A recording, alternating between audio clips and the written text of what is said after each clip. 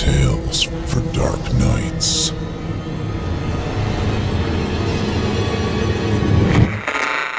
Want to make sure you never miss a Chilling Tales for Dark Nights video again?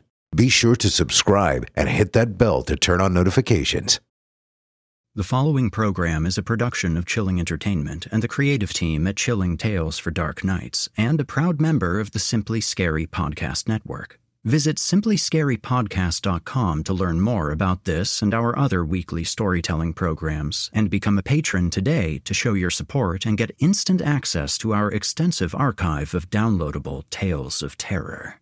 Thank you for listening, and enjoy the show.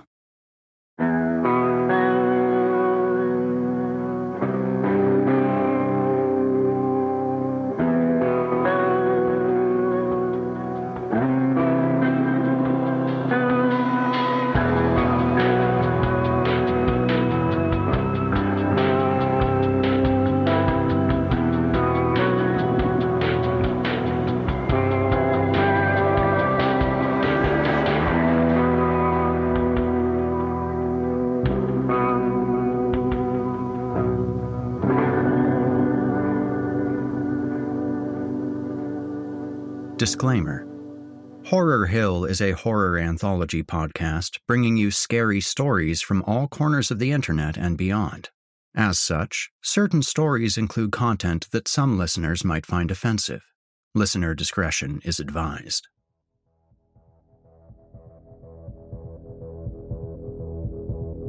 Greetings, listeners, and welcome back to Horror Hill. I'm Eric Peabody, your loyal host and narrator.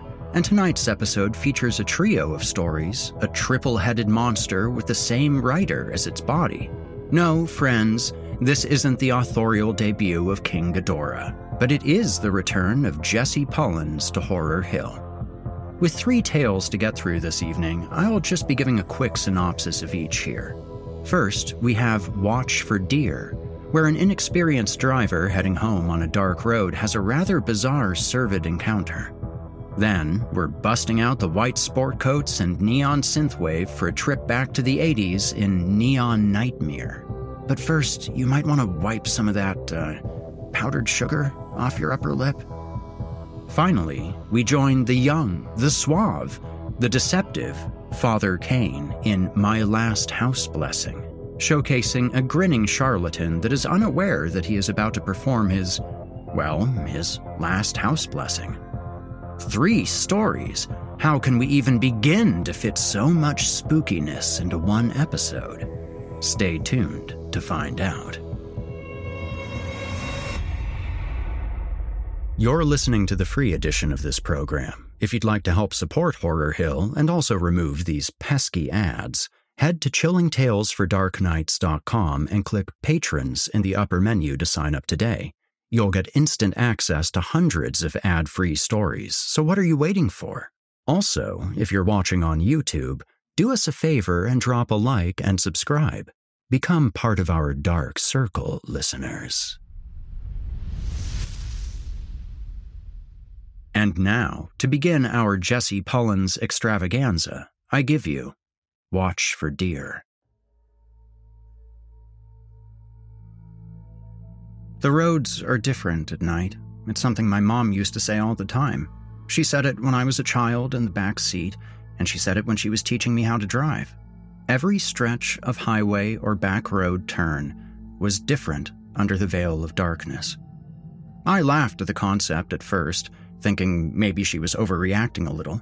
I had just gotten my license, and I had driven many times before, but they had all been convenient daylight drives in the past. I thought, surely, as long as I had a GPS and working headlights, everything would be fine. In the end, her words rang true, and it was something I learned the hard way. My 18th birthday was 2 months ago. I was working a part-time day shift job as a dishwasher at a country club since I graduated from high school. It wasn't a bad job, and it taught me the value of earning and appreciating your paycheck. I found that, despite my hate for school, I actually enjoyed working and making money to provide for myself instead of just hanging around and existing. My mom or my sister would drop me off and pick me up after work in the family beater, an old Dodge Intrepid, so they could run errands and whatnot while I was at work.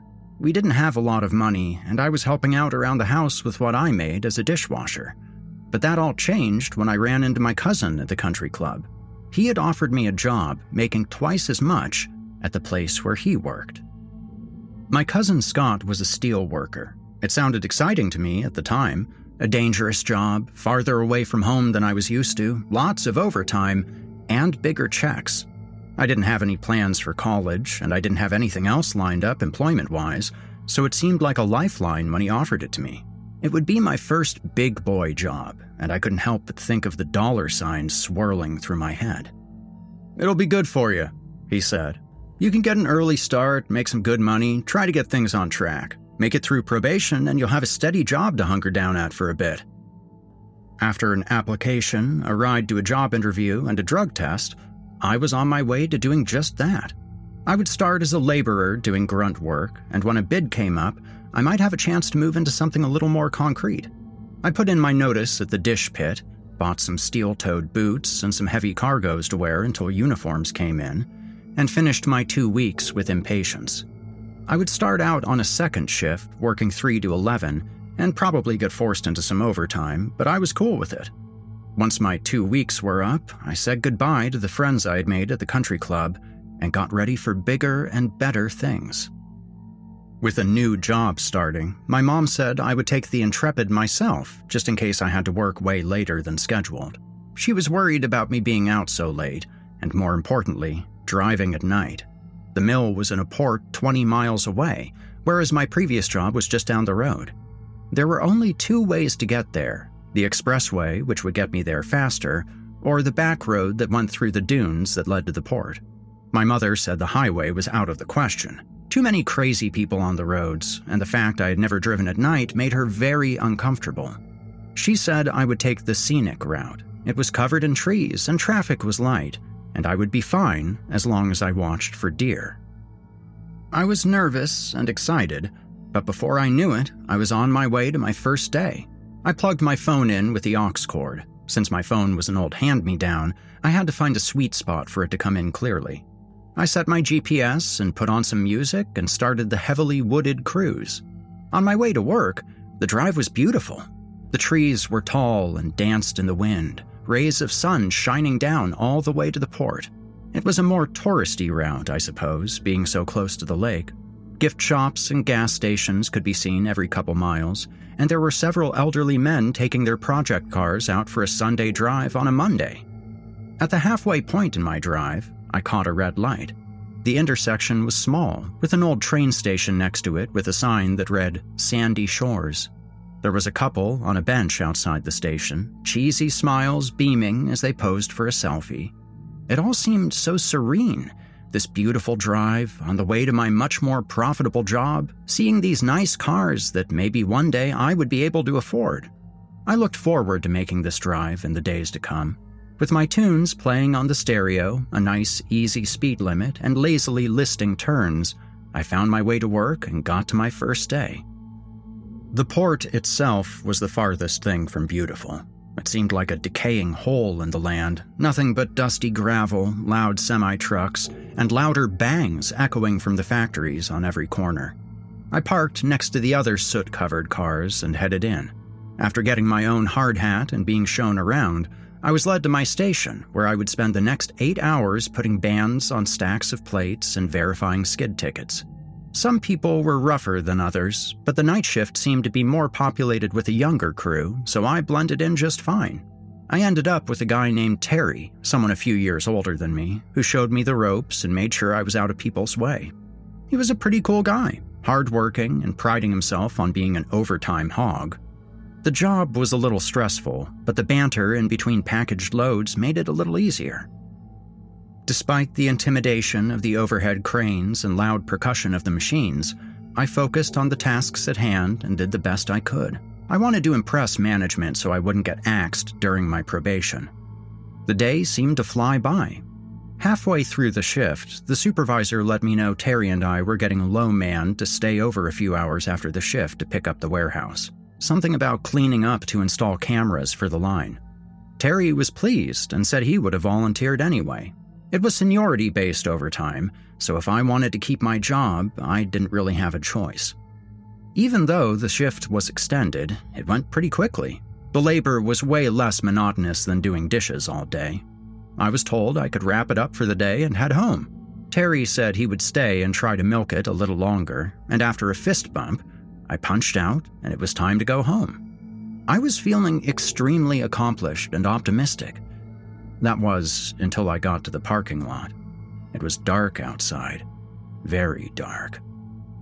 The parking lot was mostly empty, except for my car, Terry's, and the supervisor's. Out in the port, the air was chillier and more eerie than back home. It even felt darker, like I didn't belong there. Trying to maintain my high spirits, I walked to my car, which was now covered in the dust that blew around all day. I got in, started it up, and plugged my phone back into the aux so I could hear the GPS and music on my way home. I texted my mom that I was on my way, and after picking a song, I was ready to go. It shouldn't be too bad, I told myself, and as I pulled out of the parking lot, I prepared to cross another milestone in the same day, driving home at night. Leaving the port was just as different at night. Instead of the sun lighting everything up, there was just a row of orange lamps lighting the way out. A few semis were shouldered for the night, drivers who were sleeping to get the jump on the next load first thing in the morning. It seemed so desolate compared to earlier. As I drove through the exit and back on the scenic route that would take me back the way I came, I realized that the orange lights in the port would be the last of my light for a while. Once I left, it was just me on the road, my old beater car chugging away into the night. It wasn't too bad. The visibility was a little worse than I thought, but at least I had the GPS and music. The drive was only half an hour. Before I knew it, I would be back home and showering after my first long day at work.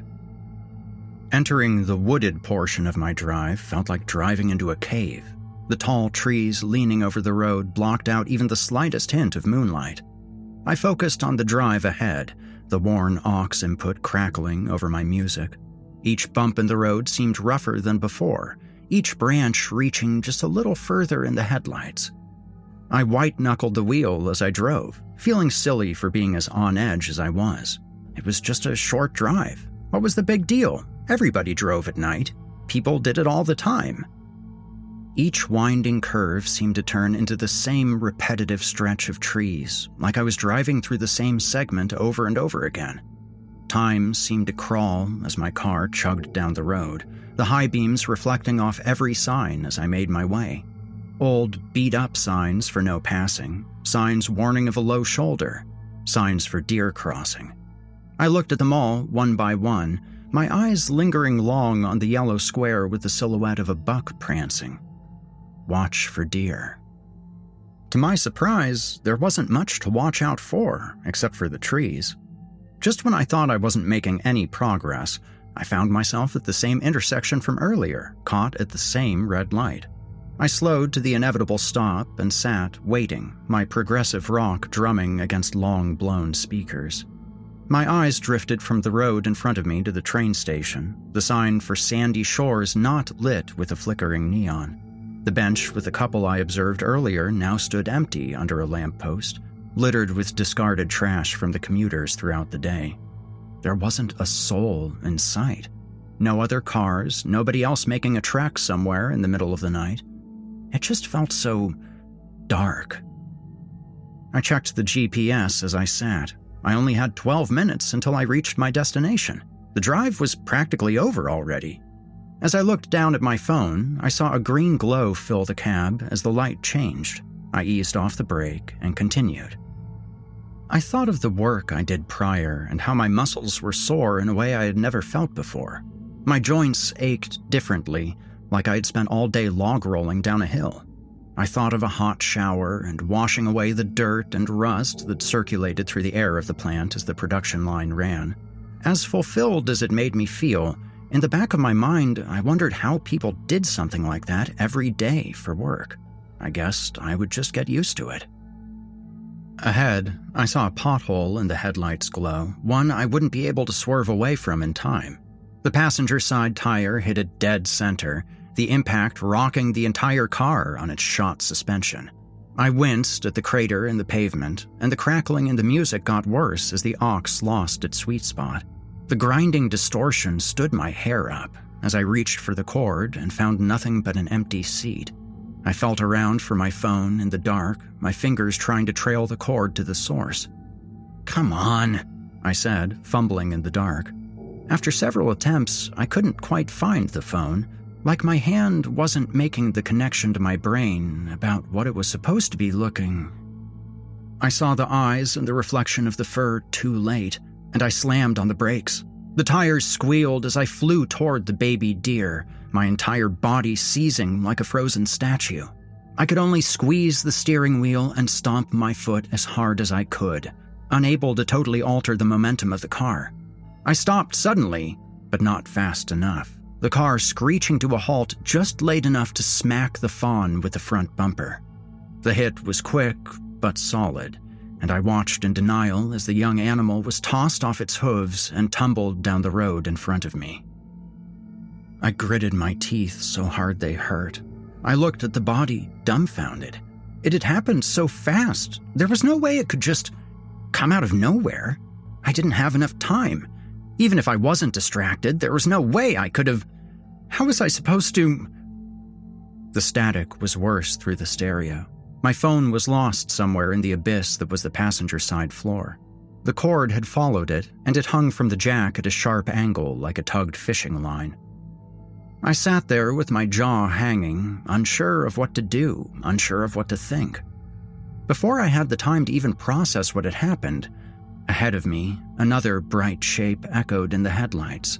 Another deer with big ears and a shiny coat had walked into the road slowly, like it couldn't believe what it was seeing. With hesitant steps, it crossed the pavement, and as I painstakingly watched it nudge the motionless body with its snout, I came to the horrifying conclusion of what I was looking at. Its mother. Ahead of me, the majestic, plump doe nudged the still corpse of its child, and as it registered what it had found, promptly erupted into the saddest cries of pain I have ever heard from an animal. With its head whipping around in desperation, it called out to the woods surrounding us, its baying echoing through the trees and chilling me to the bone. Its loss, the emotion it felt, was brought on by me, and the guilt washed over me like a smothering plague. I couldn't think. I could only watch. I watched helplessly, wanting to do something, but the cruel realization settled quickly. What could I possibly do? Other than run down its child, how could I possibly help the situation I had caused? From the passenger floor, my phone struggled against its lack of proper connection. The grinding static was worse and assaulted my ears, but I didn't dare look for my phone now. I could only look ahead at the grieving doe and the child I'd run down. I thought about calling someone, maybe calling my mom, but then what? She would be asleep, and when she woke up, there would be a cataclysmic uproar. And even then, I had the only car. It's not like she could come get me. I swallowed hard, and after what felt like an eternity of mulling it over, I decided the only thing my piece of shit self could do in a situation like this, I would try to go around them and drive away. I felt the tears welling in my eyes and my nose starting to run as I readjusted my grip. My foot was still stuck against the floor, so I started easing off the brake, committing to my decision to flee. Before I could let off, however, I heard a faint tap on my window. When I turned that way, my blood went cold. Staring at me was a giant set of glass-like eyes, belonging to a large 18-point buck. With wide, bulky shoulders, it stood in the entirety of the oncoming lane, hunched down so it could look through my window. Its antlers reached far from the sides of its head, each pronounced point bulbous with velvet. After a deep inhale, it snorted into the chilly air, fogging the glass that seemed so thin under its size. The dark pupils were entrancing and terrifying, like the inside of the car was shrinking under their gaze. I'm sorry. I didn't mean... It just happened. I'm sorry. I mumbled to the large stag, my hand shaking on the wheel. Swirling fear pulled at my gut, and I felt like I was going to piss myself if I didn't look away. For only a second, I looked at the doe and its child in front of me, my sense of flight wondering if I could chance it and take the shoulder off-road and get past them. The groaning ox continued on the floor, the cord begging to be adjusted or pulled free altogether. I looked at the giant deer in desperation, wanting to apologize more, but knowing it would be useless. Only when it raised its head did I realize it wasn't looking at me, but past me to the other side of the car. I followed its gaze and saw another of the herd had crept up, a younger male from the looks of it, 2 little velvet points sticking from its head. It investigated the car as it walked up, timidly observing the shape of the car before looking inside. It looked at me, then at the elder, exchanging an unsettling, silent glare on opposite sides. As I was caught in the middle, the doe ahead let out another pained wail. The great deer exhaled again, spreading the fog on the window. It tipped its nose to the younger deer, and I watched as it fluttered its ears. The younger one started looking into the car, its head panning the interior as the older one watched. The static on the radio came in and out, like a radio station tuning. After a moment, it paused and stared at something in the dimly lit cab. It didn't make sense to me. On my left, the elder was looking at the same thing. At first, I thought it was the dash, but they weren't quite looking at that. Slowly, I realized it wasn't the glow of the radio they were transfixed on. They were looking at the keys. In a fit of panic, I reached for the switch next to me and locked the doors. A second later, the younger deer lowered its head and hooked one of its nubs on the door handle and jerked up, trying to work the latch. The knocks of the handle slapping were loud, and I jumped. The larger deer snorted angrily. It looked at the lock on the windowsill in a way that I could only explain as pure anger. I blindly felt for my phone again and was painfully reminded it was still on the floor. The radio crackled as I fumbled with the cord, and I could swear I could hear words over the frequency. It was barely audible, but I swore it sounded like, "Let us in." The larger deer stared at me again, and without warning, smacked its antlers on the window. I jumped at the sound of it, and I prayed to God that the glass would hold. I looked forward again at any possible route to drive away. With them boxing me in, I would have no choice but to swipe one of them or run into the mother directly. The larger one smacked the window again, this time busting the velvet, leaving a gritty red splotch on the fogged glass. It dragged it across the window, making a dark smear as the bony point scraped along. Ahead, the doe rested its head on its still offspring, its chest heaving with human-like crying. Tears streaked down its fur, and at the sight of it, it was like I could hear the sobbing inside the car over the radio. "Let us in," or "Let him in." I tried to reach for my phone again. I chanced to glance at the floor, and I could see the outline of it in the far corner. I gently pulled on the aux cord, and the distortion worsened with every tug, assaulting my ears. I tried to turn off the radio, but it wouldn't work. The volume and source buttons only yielded the same digital error message on the display. The larger deer was rattling its rack against the window faster now, a bleeding mess trailing behind the shedding velvet. The younger deer pressed the side of its face against the passenger side window, its dark eyeball pressing against the glass as it tried to look in as closely as it could. The mother deer's crying could be heard over the radio.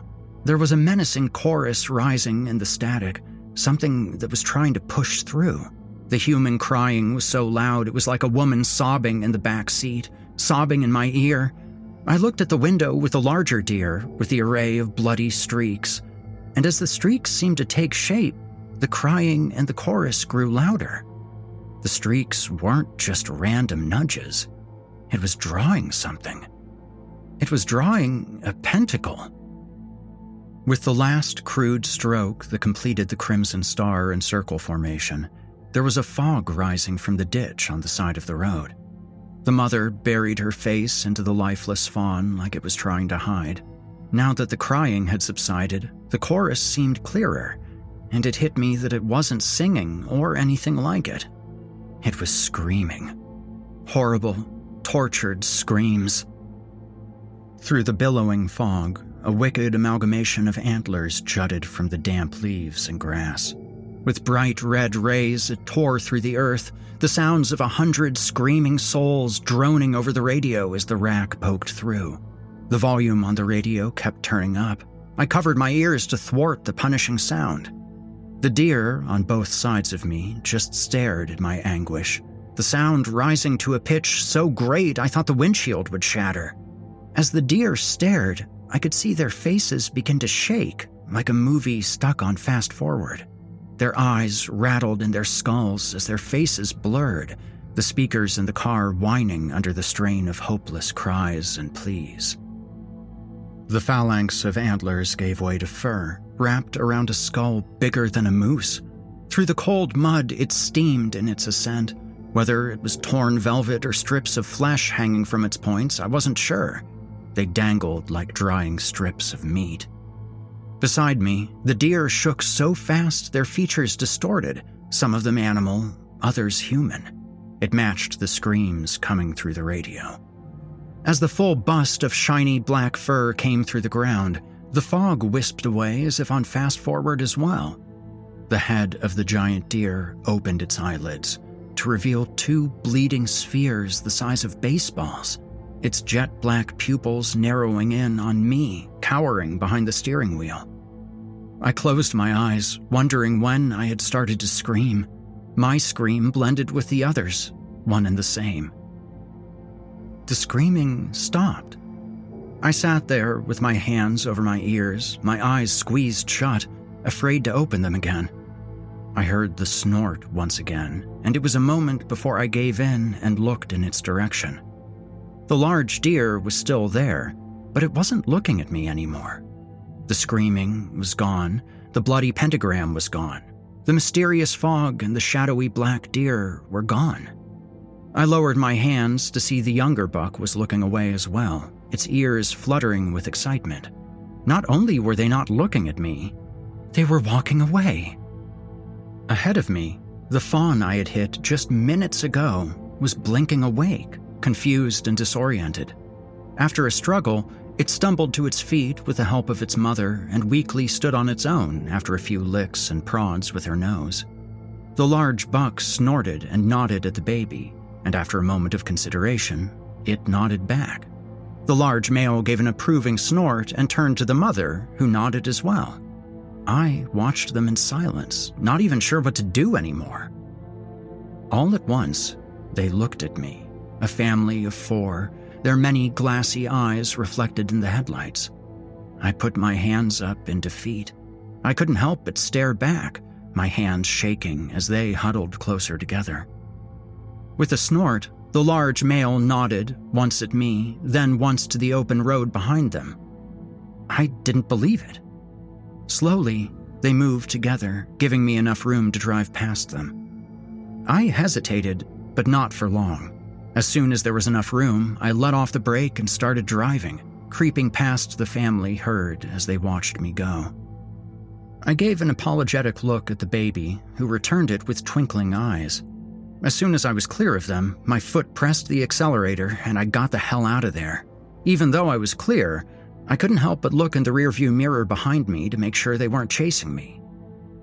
I wish I would have just kept my eyes forward instead of behind me. They watched me go in silence, their dead stares unblinking as my car got further and further away. Just as they were almost out of view, they stood up on their hind legs, one by one until they were all upright with their front legs at their sides. The mother and fawn walked away first, with the younger buck following close behind. The father stayed, however. His stare followed, until all I could see was an open stretch and trees behind me.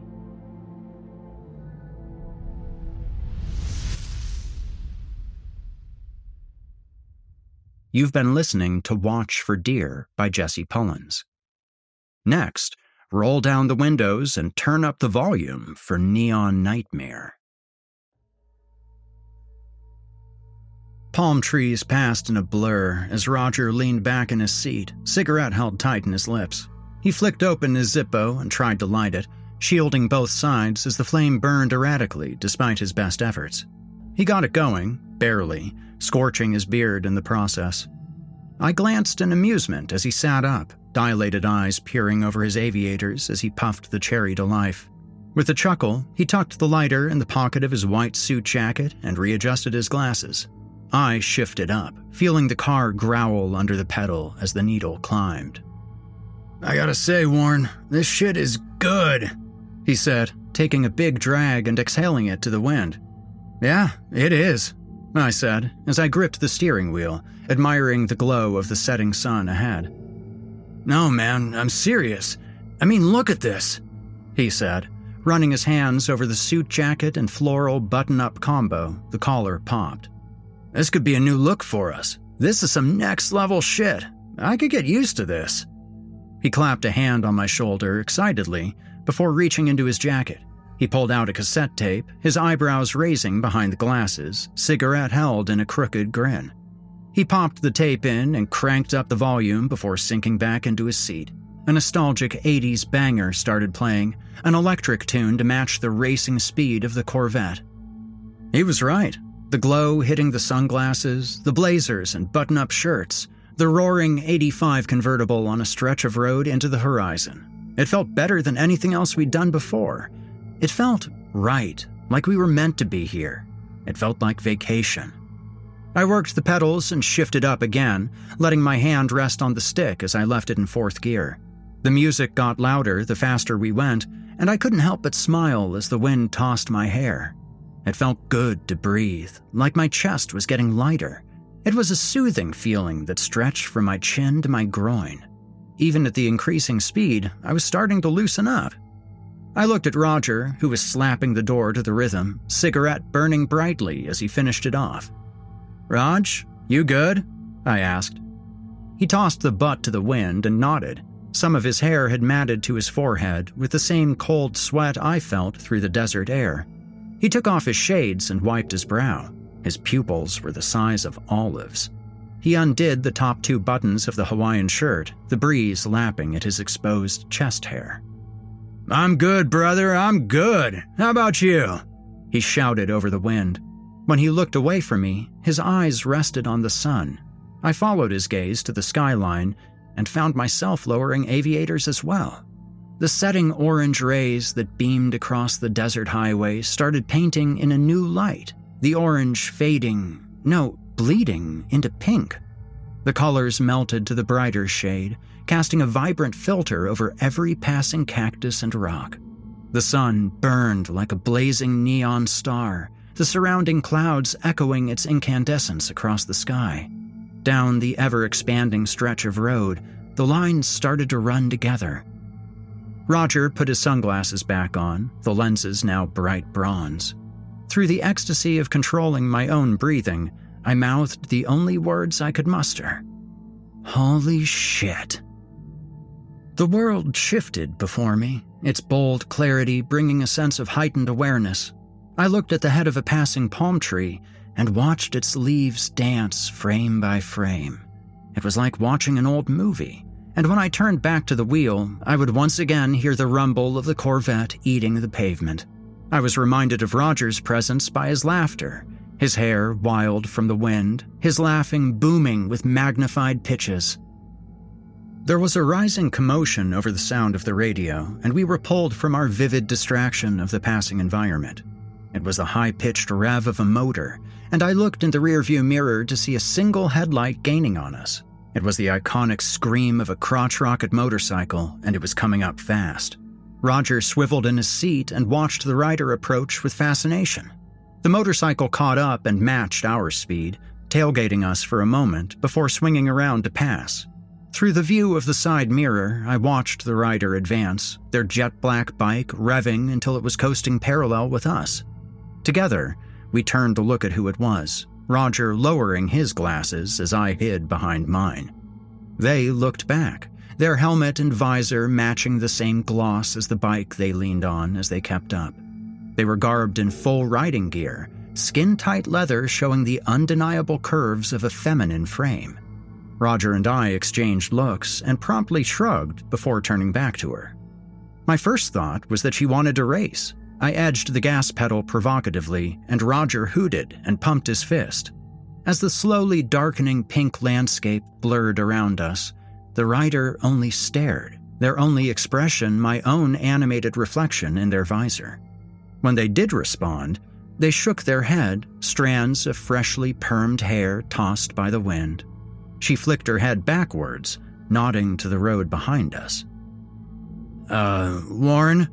Roger said cautiously, already looking before I had the chance. The rider turned ahead and, with the crank on the throttle, she sped off, leaving me to look at what was behind us. I watched in the rearview mirror and felt an unexplainable tightening in my gut, like an irrational fear was taking hold. My lack of comprehension of the pursuer made me incredibly anxious. Just seeing it made me uncomfortable. Behind us was what looked to be a man, but from the appearance, he was made entirely of tar. It appeared that he was running in place, but every step was connected to what looked like a pool of black paint. The way they moved was jerky and unnatural, like a mannequin. Every step was yanked from the oily substance, only to be sucked back into it over and over again. Even as the Corvette reached 100, it was not only keeping up, it was getting closer. I couldn't explain why, but just by seeing it, I knew it was hostile. It wanted to hurt us. We could feel it. "Don't let it get close," I said, and Roger nodded.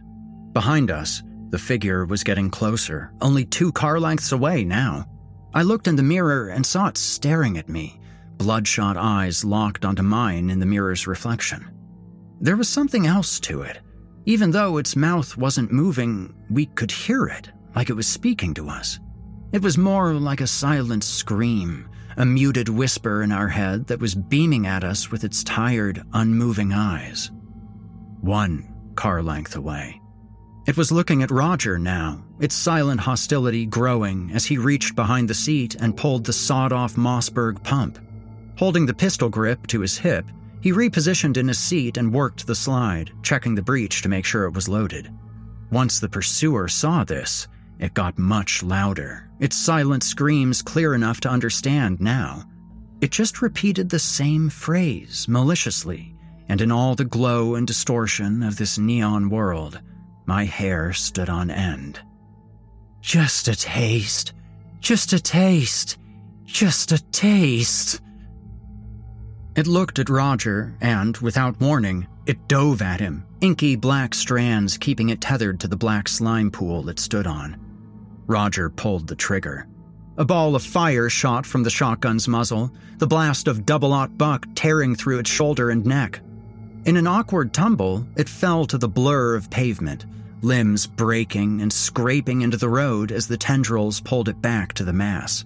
Roger ejected the spent shell to the wind and steadied himself against his seat, watching in disbelief as more emerged from the black streak. Some men, some women, they materialized already running, almost thrashing out of the streak competitively.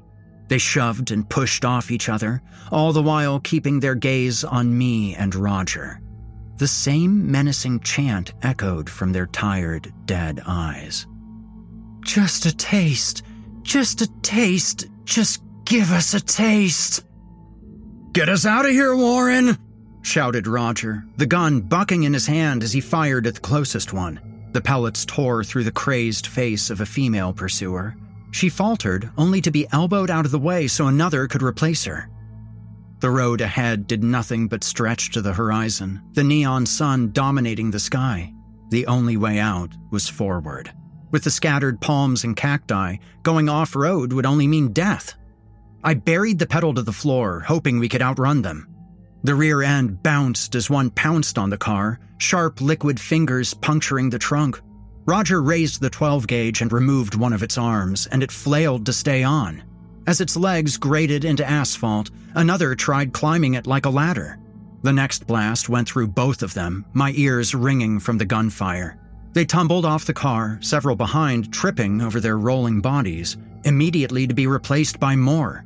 Despite their animosity, they worked together as one, each of them shouting and reaching for the car. "Just a taste. Give us a taste." "They're not stopping!" yelled Roger, and I looked to see the thrashing mob of them almost reaching the car, no matter how fast I tried to go. As the 80s banger rang from the speakers, Roger cut them down as fast as he could, but there were always more. He worked the pump again to find his gun empty, and he tossed it away. He reached inside his suit jacket and pulled a pistol, then tried to aim against the beating wind. He looked down the sights only to see one leaping for him, its head reared back, inky strands separating as its mouth opened. He pulled the trigger and it spat in his face, a steaming burst of goo covering his aviators and forehead. He started screaming immediately, and I watched as his sunglasses started melding to his face. "My eyes! My fucking eyes!" His gun clattered to the floor as he turned in his seat, fingers curled as he clawed at the mess that seemed to be spreading. The rear end of the vehicle bucked again, this time a thumping slapping the wheel well. It sounded like a flat tire. It happened again on the other side. Trying to keep the car straight, I looked at them again and felt my stomach sinking away. They were throwing themselves into the wheels. "Just a taste." They dove headfirst into the tires, their bodies wrapping and liquefying in a self-sacrificial oil slick. I lost traction as the tires spun free, flinging wet bits of them like half-dried paint. I let off the gas and tried to slow down, but the tires smoked and spun freely. I could feel their bodies whipping around beneath us, wrapping around the drive shaft, bogging us down however they could. "Hang on!" I shouted, fighting to stay straight as the wheels failed me. We slid out of control, the wheels locking as they clogged the axles with their destroyed bodies. Roger screamed and clawed at his face, and in the whirlwind of madness, I could see his eyes melting, the black goo bubbling and eating away. We spun several times, tires squealing and smoking, the vibrant colors running together. I saw the incoming tree in slow motion, and everything went black. Warren, where are you? I hear them coming. I can't see." I opened my eyes to hazy double vision. Engine smoke and dust burned my sinuses. The steering wheel jammed horribly in my stomach. I could hardly breathe. My body felt bruised and broken from head to toe. I could see the palm tree and the twisted metal of the Corvette wrapped around it. My vision recalibrated slowly, and I tried to move, but I was stuck. I could hear squirming, sizzling, groaning. "Raj? Raj, where are you at?" I called, coughing against the smoke in my lungs. I moved one of my arms and felt the sting of cutting glass. "I'm over here, pal. Help me. I hear them coming."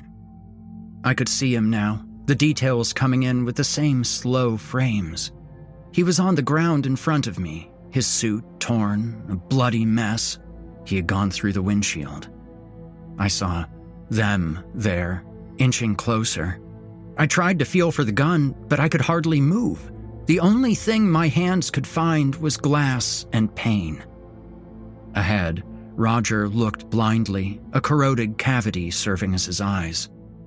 "I can't see you, Warren. I hear them coming. They're gonna get me. They're gonna... The shadowy figures descended on him, and I could only watch helplessly. They ripped at his legs, tearing at his skin and cutting him deep. They tore open his stomach, his screams getting louder and hitching as they pulled his entrails from his body. The horrible sounds seared my mind. I felt the sadness work up bile from my gut. They cut and slashed. Dark red splatters stained the sand. An inky hand ripped off his bottom jaw, and after tossing it away, put its hands together and started to force its way down his throat. The horrible gurgling, the screams fading as it slithered in. As they consumed Roger, some of the stragglers started looking at me and decided it was my turn. Their bloodshot eyes were wild, their teeth jagged and broken. The first one leapt at me, claws outstretched, inky mouth opening.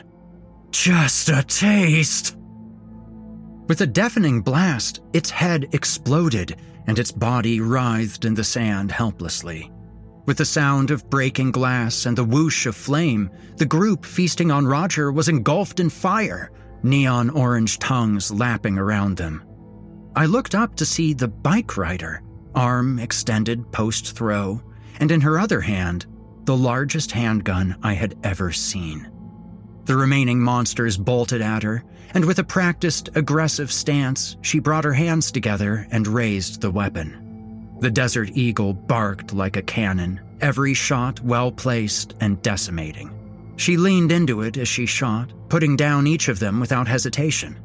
As the last one screamed inches away, she stuffed the bulky barrel into its mouth, the blast splashing the black goo all over the helmet's visor. They were gone. She moved toward me, ejecting a wide magazine that thudded in the sand. She pulled another from a holster on her thigh and slammed it home, racking the slide as she watched the smoldering fire that was Roger's grave. She reached her hands up and removed the helmet, releasing the cascade of curls it contained.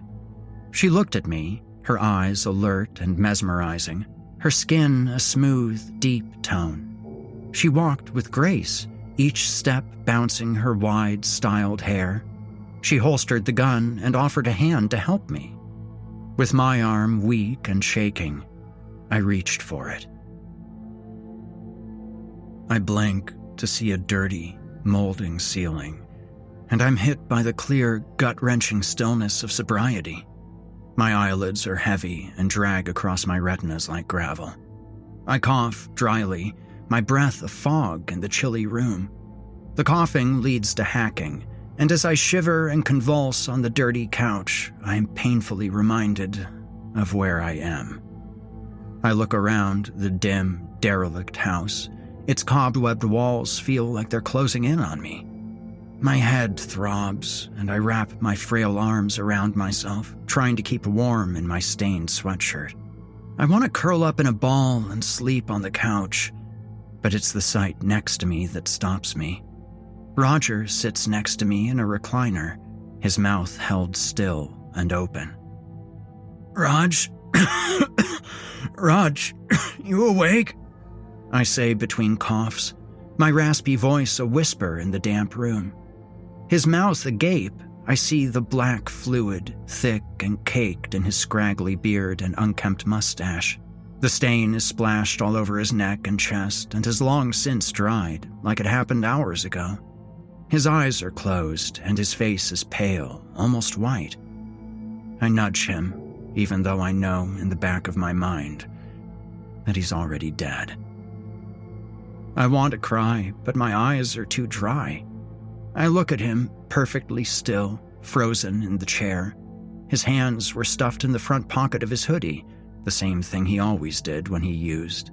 His hair is tangled and greasy. His lips are scarred, and his teeth, the ones he has left, are decayed and misshapen. We'd only been squatting together for a few weeks, but I feel his loss like the death of a brother. He looks peaceful, but I get a glimpse of pink and black, and for a second, I hear his screams. I rub my eyes and they fade away. In front of me is a coffee table, covered in dust and garbage. There's a battery-powered boombox, weakly trying to play a cassette that ran out of tape hours ago. It was Roger's. Next to it is the score, the little plastic bag that brings back memories of days prior. I'm painfully reminded of the struggle it was to get it. 2 days panhandling, a shady backdoor deal behind a bar called the Sixth Shot with a new subordinate we'd never heard of before. We squatted in the first hole in the wall we could find, a safe place to use away from the eyes of cops. We bought 4. I took 1. Roger took 2. I see the little black pill hiding in the plastic bag like the devil himself. I grab the little baggie and feel the pill between my fingers. As I touch it, I hear the music, see the palm trees and the bright neon sun. I tuck it in my pocket. I shut off Roger's boombox and eject the tape. I pocket that too. It will be the only thing to remember him by once my own mind is rotted away. I set his boombox in his lap, and with a solemn pat on the shoulder, I leave him there, just as we had done time and time again to the ones we've met along the way. I have no phone, and even if I did, I've burned every bridge long ago of the ones I would call. And even if I did tell someone, they wouldn't care. With a shiver, I duck out of the abandoned house and return to the dark, messy streets of the city. There's an anxiety welling in my gut, and as the cars pass, I feel into my pocket for the little plastic bag. The feeling is sickening, the same feeling every time. Through the screams that echo in my head, I find some peace in the little black pill as I roll it between my fingers. Deep down, I already know I have to go back, just to have one more taste.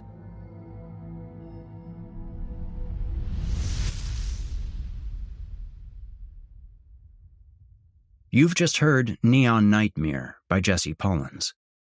And lastly, here's My Last House Blessing. I've been blessing houses for 3 years. 3 years of distressed parents, shaking kids, and superstitious elderly. From bumps in the night to shapes in the woods, I've answered calls far and wide to clear the terrified of their fear of the supernatural. I started small in my hometown and slowly worked my way to taking jobs out of state. I did it for free at first, but after the donations started rolling in and my name got around, I was able to earn a decent living from saving the innocent from otherworldly threats. My growth in popularity led to my persona, the young and prestigious Father Kane. I maintained a dedicated online presence, building groups and pages on social media to stay engaged with the community, answering every question, responding to every text. Each successful blessing brought more follows and shares. Before I knew it, Father Kane was a household name, and I was booked daily for months to come. My hair was gelled right, my pencil-thin beard immaculate, professional. I dressed clean and drove even cleaner, rolling up to houses in my waxed Cadillac DeVille and knocking on doors in black lambskin gloves. Every time an old man or frightened woman would call, I would deliver.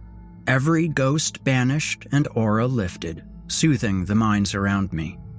Each time, they would ask me how I performed such miracles, and each time, with over-exaggerated theatrics and heavy mysticism, I kept them from learning my hidden secret.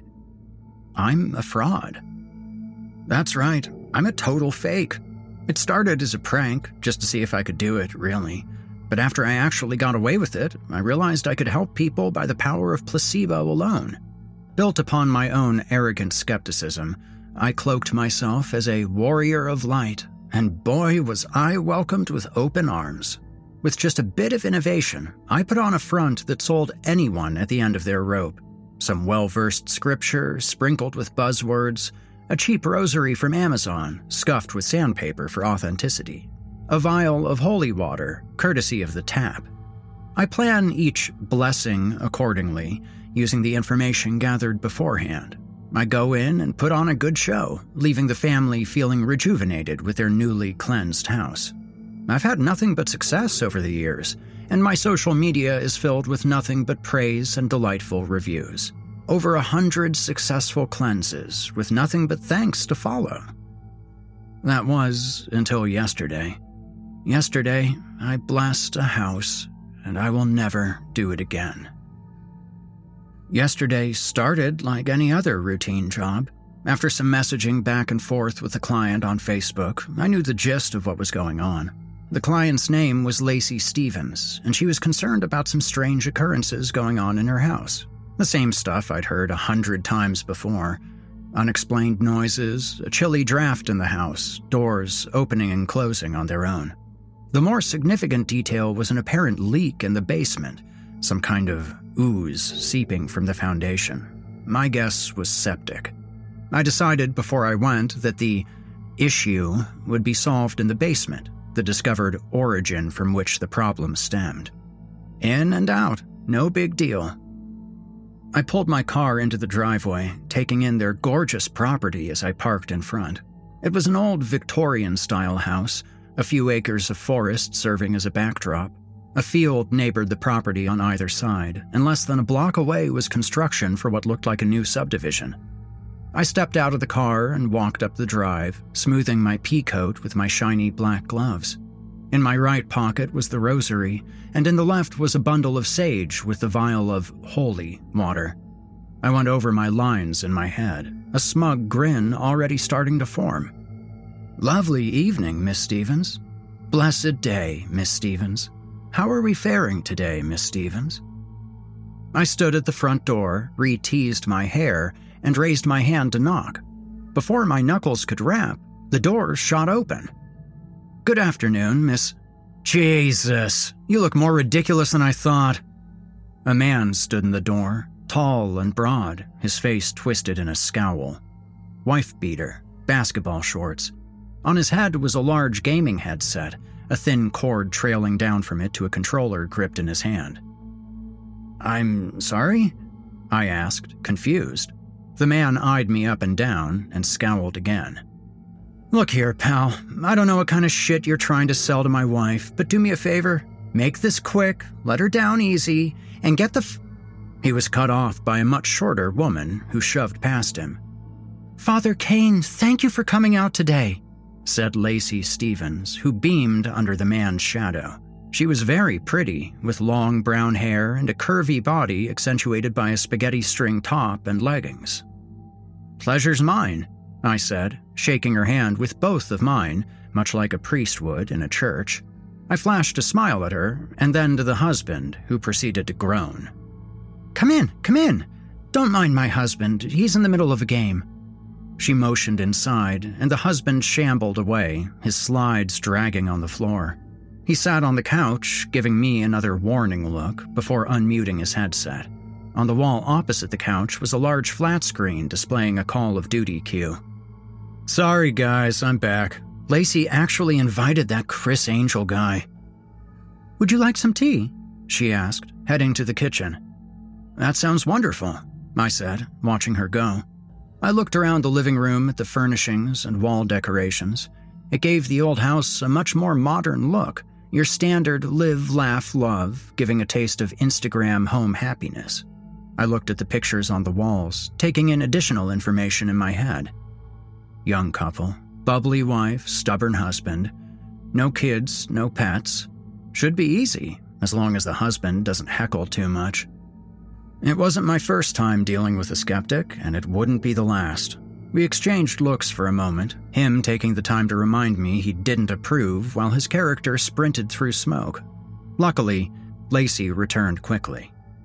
"I put the kettle on. So how do we start?" she asked. "Tell me about what's happening here, and we'll go from there," I said, putting my hands together. "It started a couple of months ago. Nothing really crazy, just weird. I've had a couple of doors close on their own while he's at work. Sometimes in the middle of the night, the house creaks, and I can hear scratching in the walls. It didn't happen often at first, but lately it's been every night. My husband thinks I'm overreacting. Not that he would hear it anyway, the way he snores," she said, her eyes traveling like she was searching for something invisible. "I see. Sometimes darkness works in mysterious ways, Mrs. Stevens.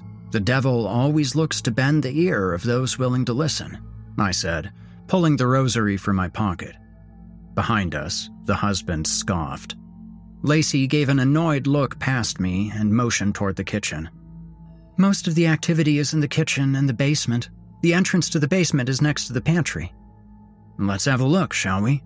I want to reach the epicenter. It'll be where we'll cast our blessing, if that is what you want," I said, letting the beads unravel until the cross dangled in the air.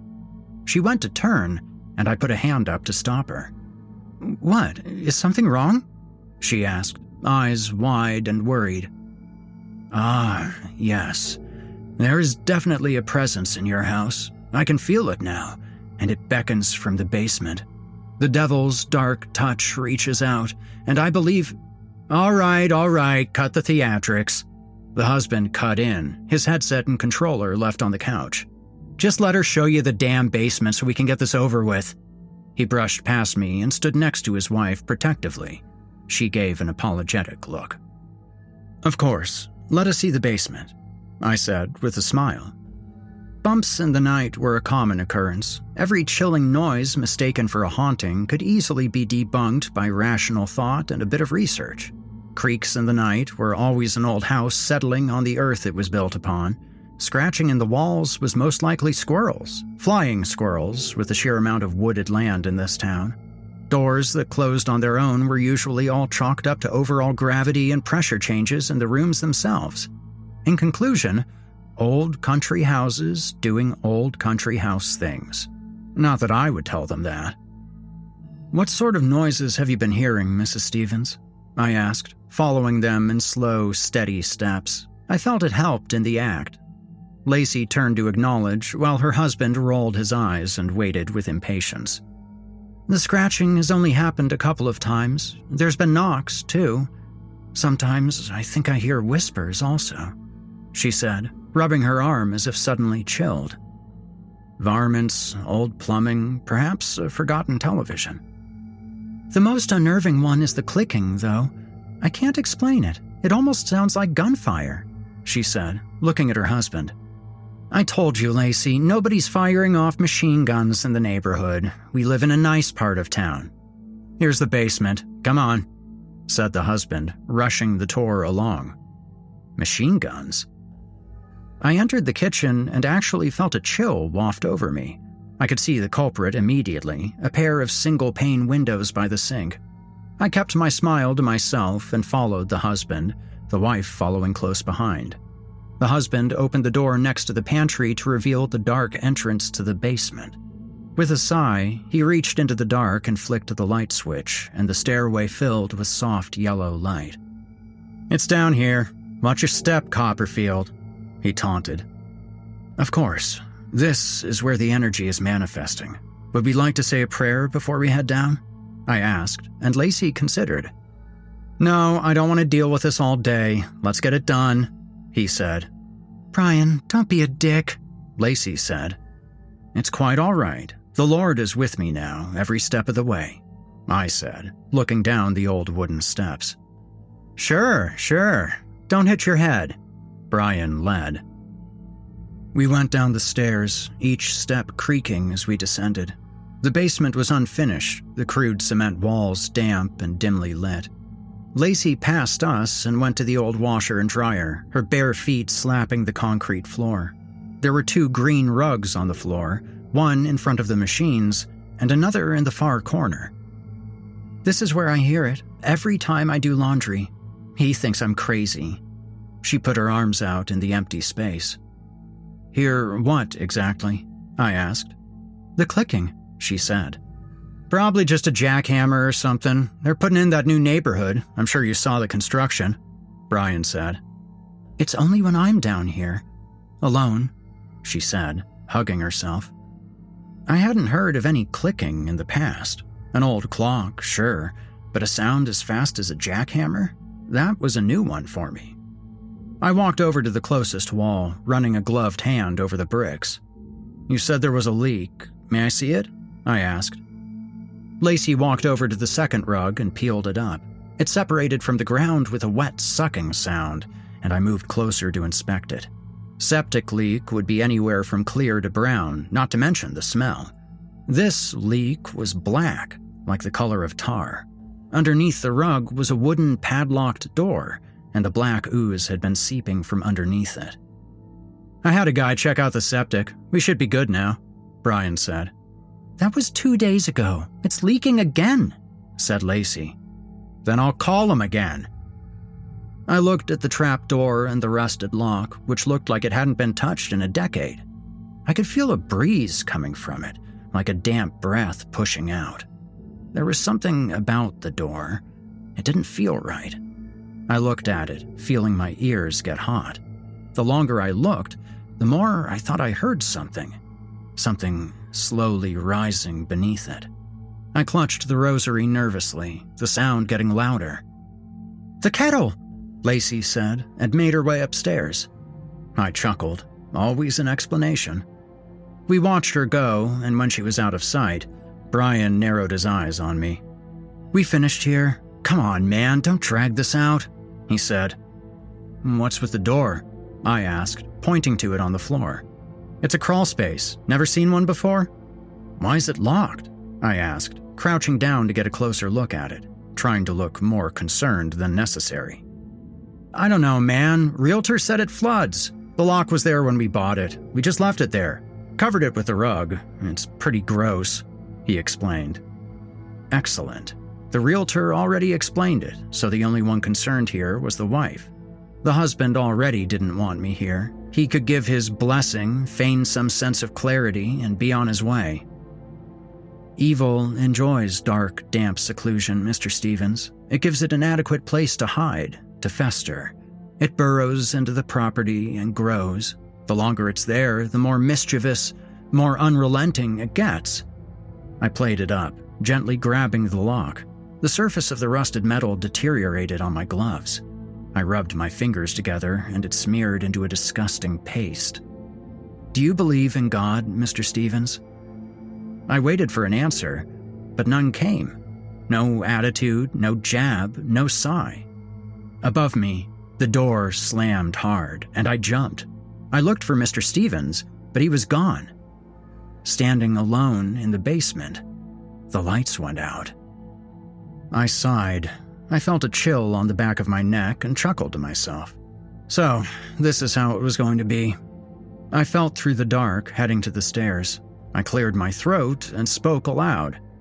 "I understand my presence here aggravates you, Mr. Stevens, but pranking me isn't the way to solve this matter," I said, my footsteps echoing on the old steps.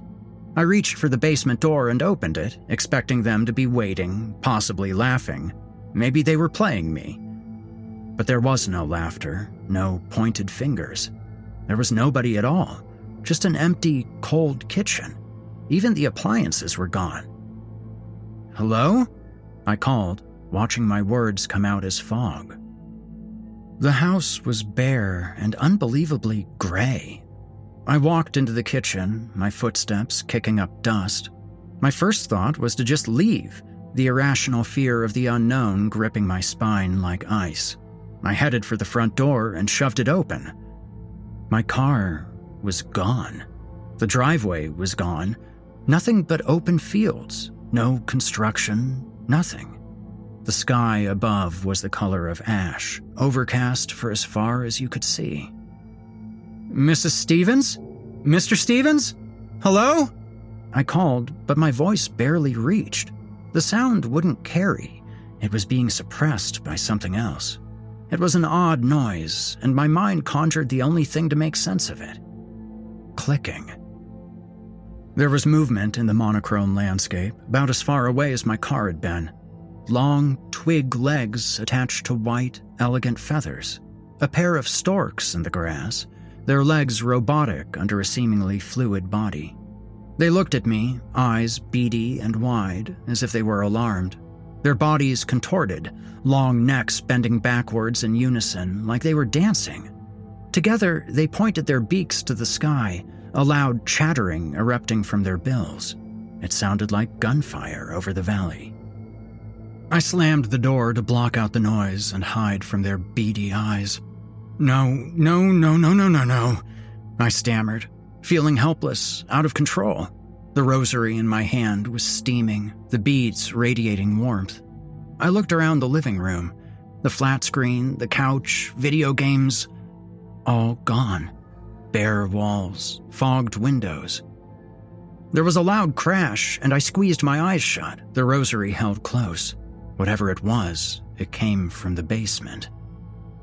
"Hello? Anybody there?" I cried weakly. Over 100 houses, never anything out of the ordinary. This didn't make sense. It just wasn't possible. I stood there in denial for a time. I knew what I had to do, or rather, the only thing I could do. My feet moved on their own when they were ready. Slow, creaking steps, one by one. Back to the kitchen, the air getting colder as I moved. I shivered, the chill stiffening my pea coat. No hot burner, no piping kettle. My attention was drawn to the basement doorway, to the dark passage that seemed to push wind from it, like it was breathing. I went in, holding the beads close, pushing forward down the steps. I waited for something, like a hand to grab me, but the sensation was different. I felt eyes on me, but there was no one in sight. At the landing, I turned hesitantly, knowing what I would find, but afraid to see it. No washer and dryer, no rugs, only the cellar door, thrown wide open. The padlock and latch littered the floor in pieces. The dark hole beckoned, its mysterious black luring me in. I didn't want to go. It was something that just happened on its own. I could hear sounds coming from it, like someone was plucking a tight guitar string. It was metallic and wiry. I stood before the hole and looked in. There was nothing, only a void, black so thick it looked like you could grasp it. The noises came from the hole, the metallic ting with a whisper on the cold breeze. Whatever it said, it didn't make sense. Our Father, who art in heaven, hallowed be thy... A loud pop interrupted my mumbling, and I clutched my stomach in pain. It felt like someone had punched me. I felt the sensation of trickling water and assumed I pissed myself. But to my dismay, I did not. The leak was coming from my coat. I reached in to feel my glove soaking and pulled it out to find a handful of glass. The vial of holy water had burst. My mind raced. With a shaky hand, I tried to get all the glass out, wet shards hitting the concrete like pebbles. I kept trying to mumble, to say something in comfort, but the words felt scrambled in my head. The now wet bundle of sage tumbled out with the glass, and I watched it fall. As soon as it hit the floor, it shriveled, igniting in embers and a puff of smoke. God help me, I thought, the smoke stinging my eyes. I stepped in front of the hole, peering in like it was an open casket. I felt the wind, and there it was again, the metallic twine. I didn't have a choice. I had to go in. Blessed is the man who remains steadfast under trial, for when he has stood the test, I stammered. The irony was not lost on me. I was a joke. I deserved this. Holding the rosary, I closed my eyes and jumped in. Falling, endless black. I hugged myself, the wind flapping my cheeks as I yelled, plummeting into nothing. There was nothing but gusting wind, my stomach twisting as the blind momentum continued. I thought of prayers, something for comfort, but it didn't matter. Even if I could find the words, I didn't deserve to use them. Eventually, my shoes felt surface, softly at that. I landed gracefully at my destination, and once I had the courage, I opened my eyes. I was in what looked like a cavern, but a man-made one. Carved out 10-foot ceilings in the stone, like a larger, cruder basement. Torches lined the walls, fire that burned white. I wanted to call out, but my breath was ripped from my lungs. Whatever I was meant to see, I had found, and it was right in front of me. I watched in horror, unable to speak, unable to breathe, the sounds of metallic plucking clear as day. Hanging from the ceiling on a long braid of barbed wire was a woman. Blindfolded and gagged, she hung like an art piece, a complicated shibari tie forcing her pose upside down. Her naked skin was scuffed with a slick black rub, an oily substance that reflected the torchlight. She swayed slightly, the barbs tinking off other strands. It looked terrifying and painful, the way the wire bound her. Arms tied tight behind her back, each leg positioned individually with the grace of a ballerina, like she was twirling in the air. Through the horror of the bondage was a beauty, her figure displayed like a twisted sculpture. The rosary was hot in my hands, steaming against the lambskin glove. My fingers wouldn't let it go, like it was the only thing I had left. I could hear the sound again, the maddening clicking of the storks bouncing off the walls from some unknown location.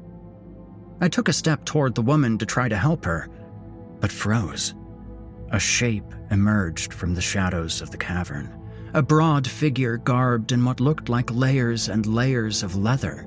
I could hear the fabric of their clothing as it moved. Whatever resided beneath was being restrained. I guessed it to be a muscular man from the build, but its face was shielded by a porcelain mask, arced slits for eyes, and a long shoebill beak. It looked like a plague doctor, but tainted. Behind the eyes of the mask, 2 globes glared, bloodshot and depraved. I could hear his breathing now, heavy and labored. The Dominator came to the woman's side, their hulking presence casting a shadow over the helpless pose. A leather hand moved across her body, sliding over the slick rub, caressing the breast. The woman writhed in her restraints, her whimpers indiscernible from pleasure or fear. The hand rested on her stomach, fingers tapping the skin like this was a carnival show. With a heavy step, their boot pressed into the floor, an indent in the stonework causing a groaning shift. The floor split apart, opening a pit beneath them.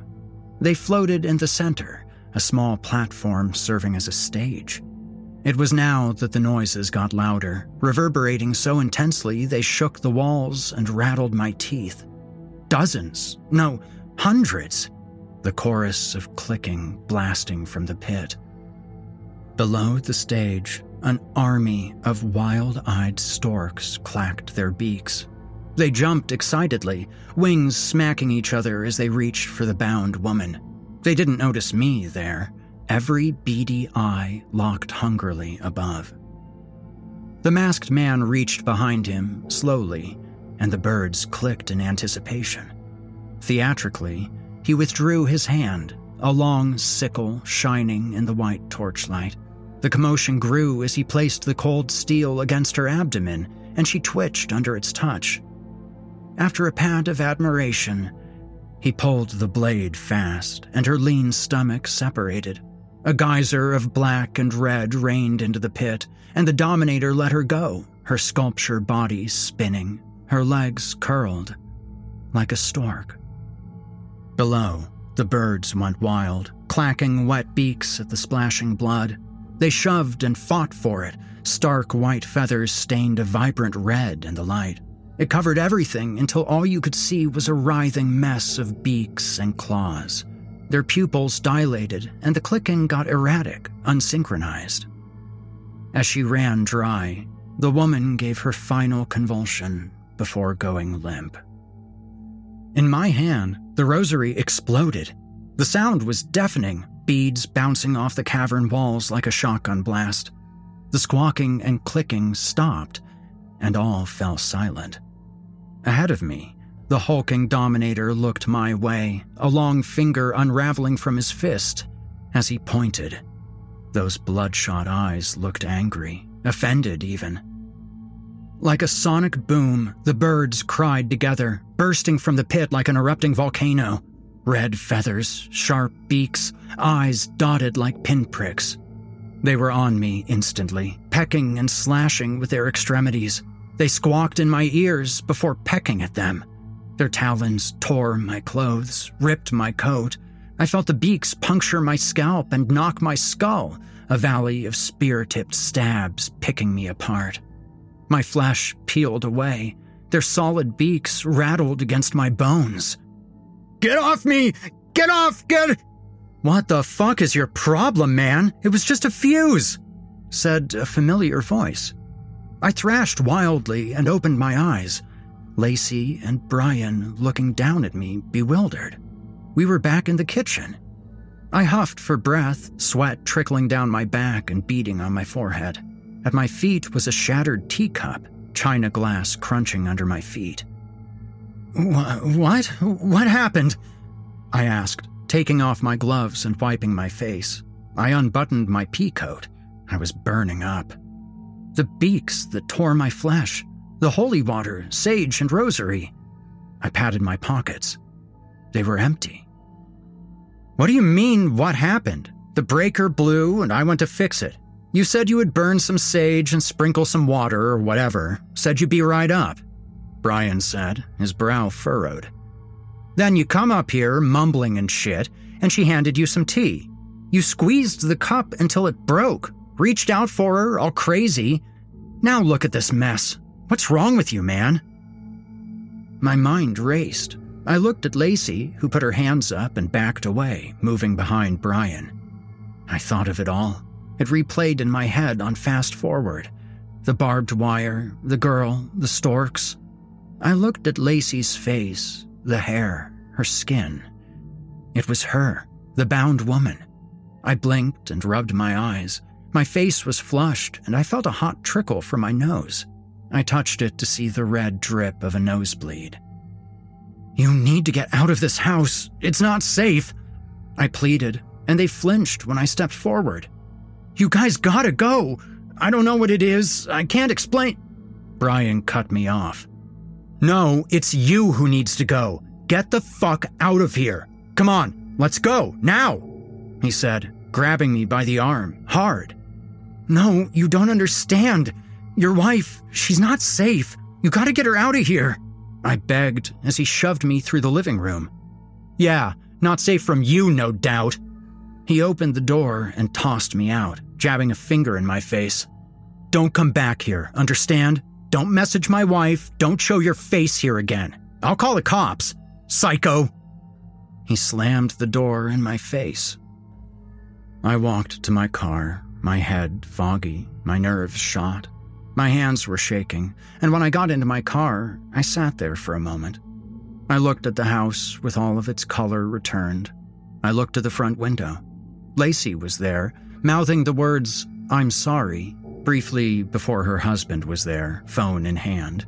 They started shouting at each other, and I started my car, tires spinning gravel as I turned around. I drove home, not really sure of what to think, what to do. I drove in silence.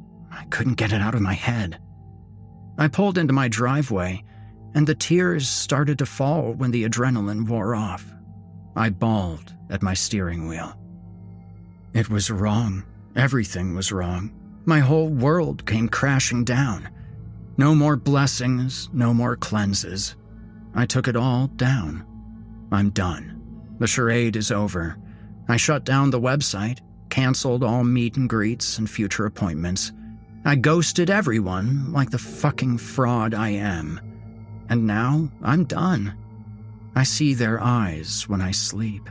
In the back of my mind, I see the hanging pose, the geyser from the gaping wound, the clacking beaks. Days have passed now. The phone calls are getting less frequent, and the messages have died down. I made a post on social media announcing my resignation. My fans deserve better, but in the end, I'll only hurt them more. I'm moving soon, far enough away to escape the stain that is my own existence. I check in on the site from time to time, seeing the love from those I've helped in the past. I hope I really did help them somehow. Maybe it wasn't all a waste. I'm sorry, everyone.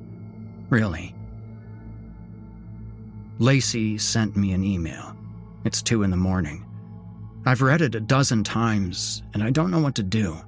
Every time I read her name, I'm reminded of the clicking, the beaks echoing in my mind. Nothing makes it go away. I can only turn down the volume, but it never leaves. Why? Why won't it stop? Father Kane, it took me a while to track you down. I'll understand if you don't respond, but I don't know who else to talk to. The door is open. My husband doesn't see it. It's always closed for him. But I can. It opens at night. It calls to me.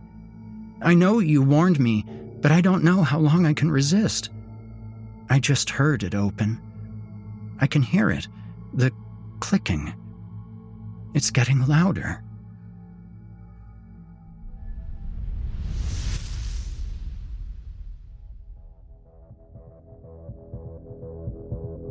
That was My Last House Blessing by Jesse Pullins.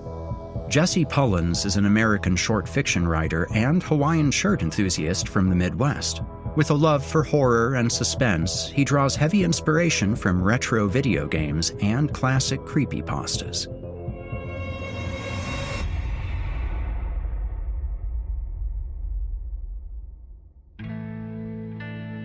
And with that, dear listeners, we are done with tonight's episode. Switching from backcountry roads to the stylized desert landscape of the 80s and then back to quiet middle America, I've got a bit of whiplash. Time to settle down for the evening with a nice book, a glass of whiskey, and the soothing sounds of Slayer. But before I do so, I'd be remiss to not thank Jesse Pullins for his substantial contribution to tonight's episode. Also, my thanks go out to all of you for joining me. Next week, we'll bring a fresh episode of Horror Hill, and with it, some fresh chills. Until then, stay spooky. You've been listening to the Horror Hill Podcast, a production of Chilling Entertainment and the creative team at Chilling Tales for Dark Nights. Tonight's episode was hosted, narrated, scored, and finalized by yours truly, Eric Peabody. Additional music by Nikki McSorley. Got a terrifying tale of your own that you'd like performed? Email it to us at submissions@simplyscarypodcast.com to have your work considered for future production.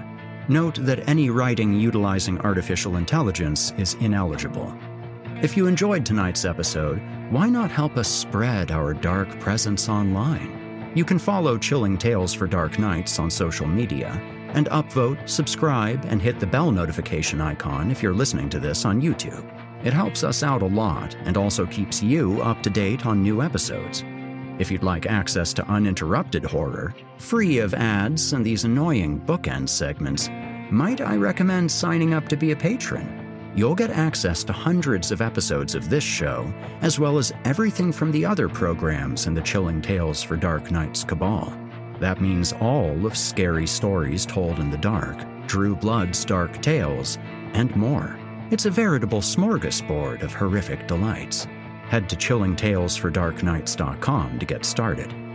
If you're looking for someone to narrate or handle audio production for your own personal project, I just so happen to know a guy. Email me at ericpeabodyvoice@gmail.com. That's ErikPeabodyvoice, and we can talk details.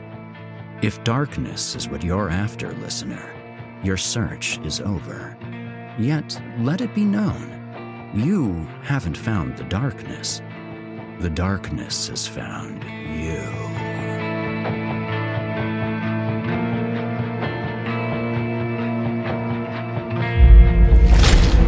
Chilling Tales for Dark Nights.